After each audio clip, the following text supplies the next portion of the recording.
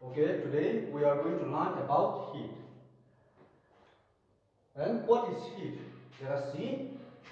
Heat is defined as the flow of energy from hotter end to the colder end. That means, suppose you are having a steel scale, and let us say this is North Pole and this is South Pole. Let us assume. So you are having a candle. Burn a candle and burn a steel scale of north end. After a few minutes, when you touch the south end, the steel scale will be warm. That means the particles are flowing, that heat are transferred. Inside steel scale, there is a particles, stable particles. When you heat up, all these particles have a higher energy and they start moving. And the moving of this particle take the burning of this candle, the energy of this candle to the south pole, not from north pole to south pole. That is heat transfer, energy transfer. That is called what we call heat. Then measuring temperature. Let us see. Heat is measured in temperature, and temperature, the material which is used to measure temperature is a thermometer. And in thermometer there are two types of thermometer: clinical thermometer and laboratory thermometer. Clinical thermometer reading range from 35 degrees Celsius to 42 degrees Celsius. What clinical thermometer reads 35 degrees Celsius to 42 degrees Celsius? Because clinical thermometer used to measure the temperature of the body. So the normal temperature of human body is 37 degrees Celsius. 37 degrees Celsius. And the normal temperature of the human body never goes below 35 or above 42. That is why the range is given from 35 degrees Celsius to 42 degrees Celsius. And next, laboratory thermometer. Let's see. Laboratory thermometer, the range is higher. The range of laboratory thermometer is minus 10 degrees Celsius to 110 degrees Celsius. And the laboratory thermometer shape is like this.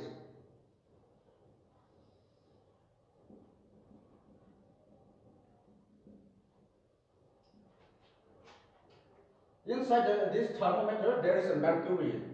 A metal holds mercury. And here there is a number. When you are going to measure the temperature of a liquid, these laboratory thermometers measure the temperature of water, air, weather, all those things, not except human body. So, if you are going to measure the hotness of water, take a hot water in a beaker. Let us suppose this is a beaker, and up to here there is a water.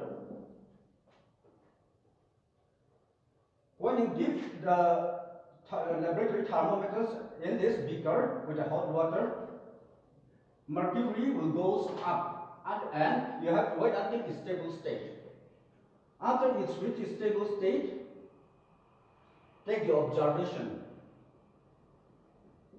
Here there may be a number 37. That means 37 degrees Celsius.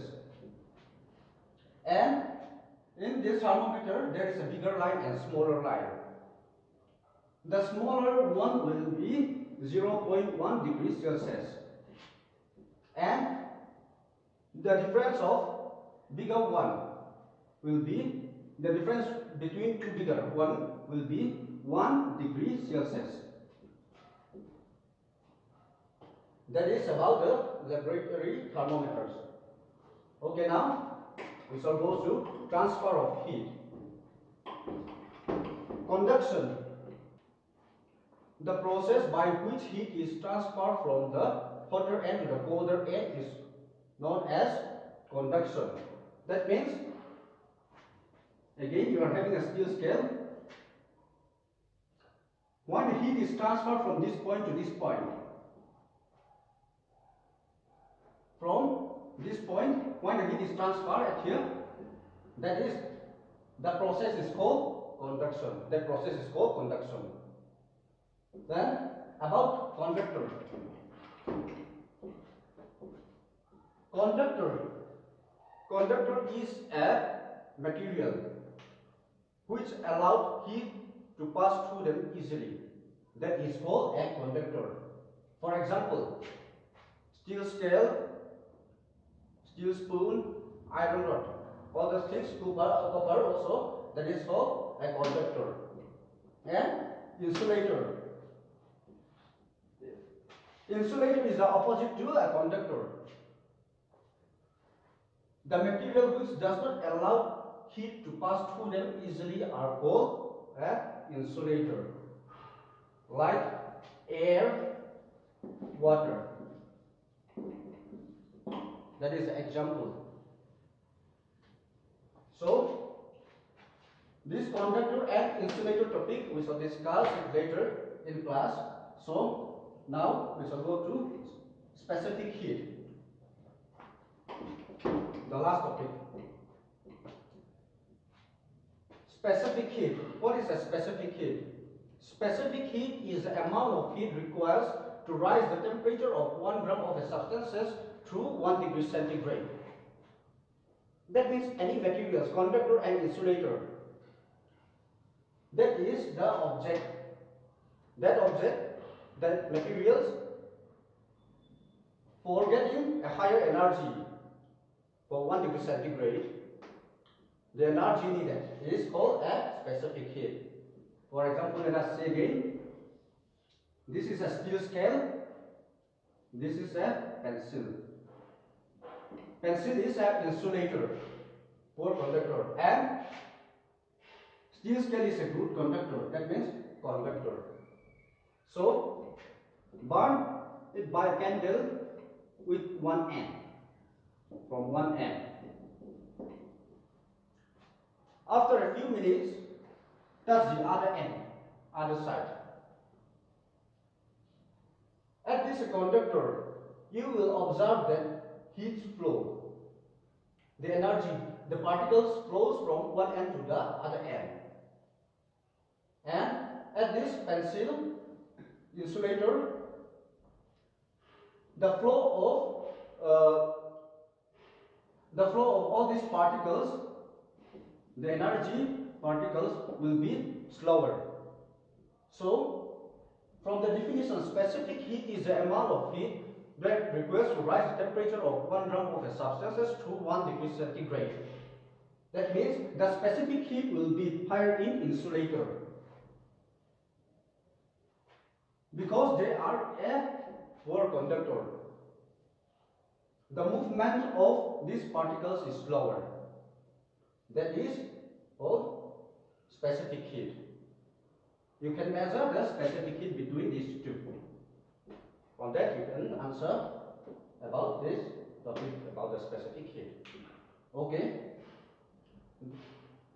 We shall do all these things for today. We shall continue it in the next class. Okay. Thank you.